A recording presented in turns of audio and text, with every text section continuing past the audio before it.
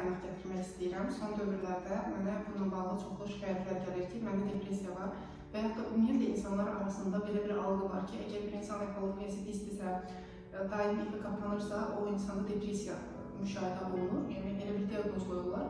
Halbuki depressiya o qədər də yüngül bir əlamətlərlə diaqnoz qoyulacaq bir vəziyyət deyil. Hər bir ekologiya dəyişkənliyi də depressiya adlandırmaq düzgün deyil. Bundan əlavə bir çox psixoloqlar bəzi diaqnozları fərqləndirməkdə çətinlik çəkir, hansı ki, bunlardan biri depressiya və nevrasteniyadır. Hər iki durum bir-birinə o qədər oxşuyur, əlamətləri bir-birindən o qədər oxşarlıq təşkil edir ki, psixoloqlar bunları fərqləndirməkdə çətinlik çəkir. Mən bugün depressiya haqqında danışacağım. Qısa da olsa, düşünürəm ki, bu video sizə aydınlıq gətirəcək və ən azından depressiyanın nə olması haqqında məlumatınız olacaq. Onu qeyd edeyim ki, depressiya xəstələrin beynəlxalq təsnifatında xüsusi ilə qeyd olunmuş bir pozuntudur, nevrotik pozuntudur və onun özünə məxsus əlamətləri var. Hansı ki, bu əlamətlərdən ən az 4-ünün olması depressiya diaqnozu qoymamıza imkan verir. Və həmin əlamətlərin sayına görə depressiyanın ağırlıq səviyyəsi var. Yüngül, orta və ağır səviyyədə diaqnoz qoymaq mümkündür. Və bundan əlavə depressiya vəziyyətini aydınlaşdırmaq üçün ən azı həmin əlamətlər şəxsdə 2 il, daha doğrusu 2 həftə müddətində olmalıdır. Yəni, mən bugün ekologiyam pisləşdi, hansısa xəbər aldım. Depressiya əlamətlərini özünə müşahidə edim. Mən depressiyada bir diaqnoz qoymaq təbii ki, bir yanlışlıqdır. Bunu biz nevrasteniya əlamətlərinə də qarışdıra bilərik. Hansı ki, yuxu pozulması, iştahın artıq azalması, ekologiya pozulması, evdən çıxmaq istəməmə, davamlı yorğunluq, bunlar həmçinin nevrasteniya əlamətlərində də müşahidə olunur. Sadəcə səbəblərdə müəyyən fərqlilik var və əlamətlərdə dəqiq analiz edən bir psixoloq asanlıqla görə bilir ki, bu depressiya yox, nevrasteniyadır və yaxud da əksinə depressiyanın əlamətləridir. Depressiyada əsas səbəb özünü tənqidi fikirlərdir. Yəni, şəxsin hansısa bir situasiyadan sonra depressiya düşməsi bu situasiya ilə əlaqəli olmur. Onun daxilindəki özünə qarşı düşüncələri ilə bağlı olur. Məsələn, münasibətlərdən sonra depressiya düşən bir şəxs yüksək ehtimalla özünə tənqidi fikirləri özündə etibar edir. Hansı ki, mən yaxşı olsaydım, o məndən ayrılmazdı. Münasibətdə özünün etdiyi dırnaqarası səhvləri daha çox görməyə başlayır. Yəni, düşünün ki, bir qabda, böyük bir qabın içərisində müxtəlif ədviyyatlardan və müxtəlif vasitələrdən, ərzaqlardan istifadə olunmuş qida var. Orada sadəcə bir qidaya fokuslanır və onun üzərindən müəyyən düşüncələr formalaşır.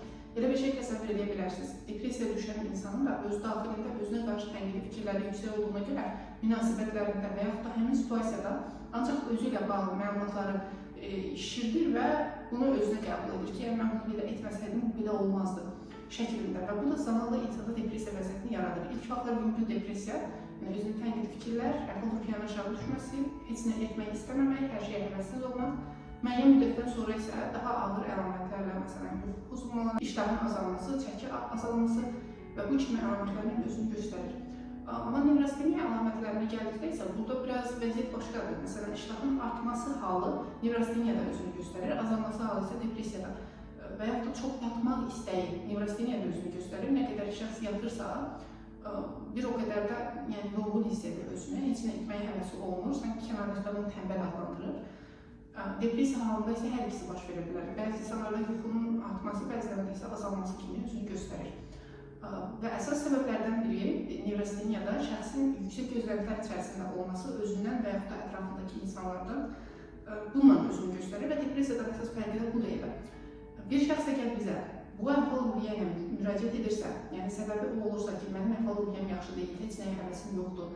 Biz əgər ona düzgün diaqnoz qoymasaq, məsələn, nevrasteniya durumundadırsa, biz ona depressiya diaqnozu qoysaq, təbii ki, strategiyamız, yəni ona qurduğumuz terapiya planı da yanlış olacaq. Çünki səbəblər tamamilə fərqlidir.